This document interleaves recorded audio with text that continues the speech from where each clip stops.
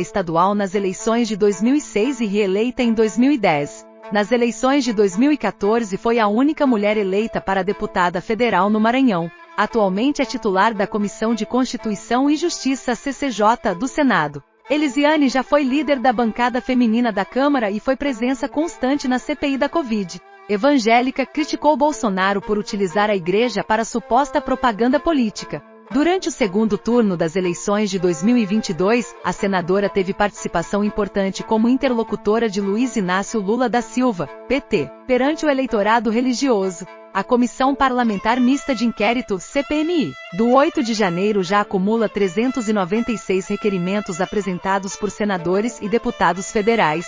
Vários pedem o comparecimento de ministros, ex-ministros e autoridades do Distrito Federal, por exemplo. Um deles pretende convidar o ex-presidente Jair Bolsonaro, PL, a prestar esclarecimentos na comissão. O pedido de convidar Bolsonaro partiu do deputado federal Rogério Correia, PTMG. Como se trata de um eventual convite, a ida dele não seria obrigatória. O não reconhecimento da eleição do seu opositor e vários pronunciamentos dúbios levaram os apoiadores de Jair Messias Bolsonaro a interpretar que o mesmo autorizava e estimulava os protestos violentos, paralisação de rodovias, acampamento nos quartéis pedindo intervenção militar, dentre tantos outros atos que fizeram gestar os atos de terrorismo ocorridos em 8 de janeiro, como o discurso que fez em 1º de novembro, interpretado como incentivo à continuidade das mobilizações golpistas, escreveu o petista na justificativa. A CPMI foi instalada na última quinta, 25. O plano de trabalho deve ser divulgado ao longo da semana.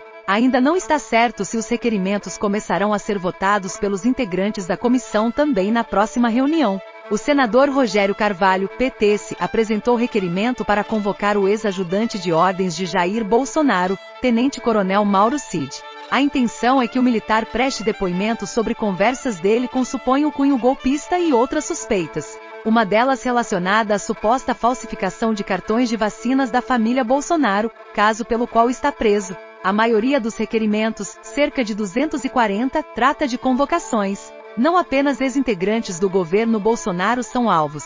Há pedidos para que ministros da gestão de Luiz Inácio Lula da Silva, PT, compareçam à comissão, como o ministro da Justiça, Flávio Dino. Outros requerimentos fazem pedidos de informações das imagens de câmeras de segurança dos palácios de Brasília e de quebras de sigilo bancário, fiscal, telefônico e telemático, além do compartilhamento de documentos por parte de outros órgãos. Ao final dos trabalhos, a CPMI pode fazer uma série de sugestões para aprimorar a legislação e pedir o indiciamento de suspeitos. Não tem, porém, o poder de abrir processos contra pessoas. O projeto de lei que busca combater as fake news segue com entraves e tem a perspectiva de ver alguns temas fatiados, para que avance na Câmara dos Deputados. Houve a intenção de votar a matéria no plenário da Casa no início de maio. No entanto, com a possibilidade de derrota iminente, o próprio relator, Orlando Silva, PCdoBSP, pediu que o texto fosse retirado de pauta, com a anuência do presidente da Câmara, Arthur Lira, PPAL.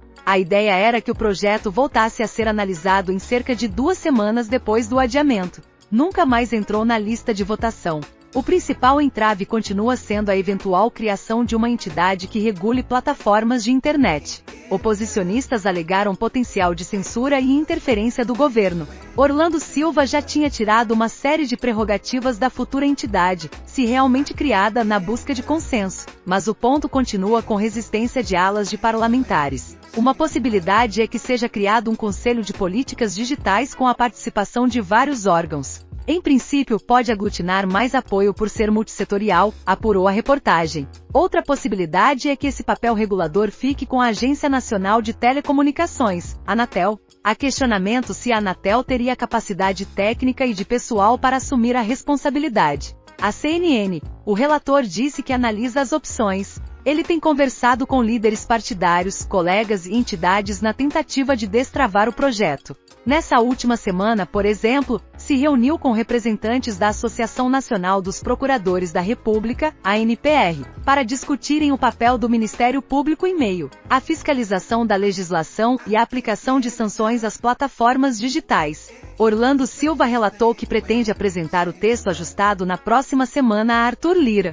Mais pontos de conflito são a obrigatoriedade das plataformas de divulgarem relatórios de transparência sobre a moderação de conteúdo e a previsão de o Estado fazer campanhas contra a desinformação para combater o discurso de ódio baseado em discriminações. Com o objetivo de facilitar as negociações, alguns temas que estavam no parecer de Orlando Silva devem passar para outras mãos. Portanto, o texto deve ser fatiado. Um dos principais nomes do Centrão, deputado Elmar Nascimento, União Brasil BA, prepara um parecer de outro projeto que deve abordar a remuneração de conteúdo de meios de comunicação utilizado por Big Techs, além da questão de maior repasse a artistas por direitos autorais. Anteriormente, esses dois tópicos foram avaliados por alguns deputados como sem relação direta com o cerne do projeto das fake news e que, por isso, deveriam ser retirados do texto de Orlando Silva. Há uma expectativa de ala de deputados que o parecer de Elmar Nascimento entre em pauta nesta próxima semana. Votariam um regime de urgência, para que pudesse ir direto ao plenário da Câmara e então o mérito. Lira não deve colocar o tema sob holofote novamente até que haja um maior consenso, em especial após críticas e movimentações intensas de Big Techs junto a deputados e a sociedade civil contra o projeto das fake news. Na época, o presidente da Câmara avaliou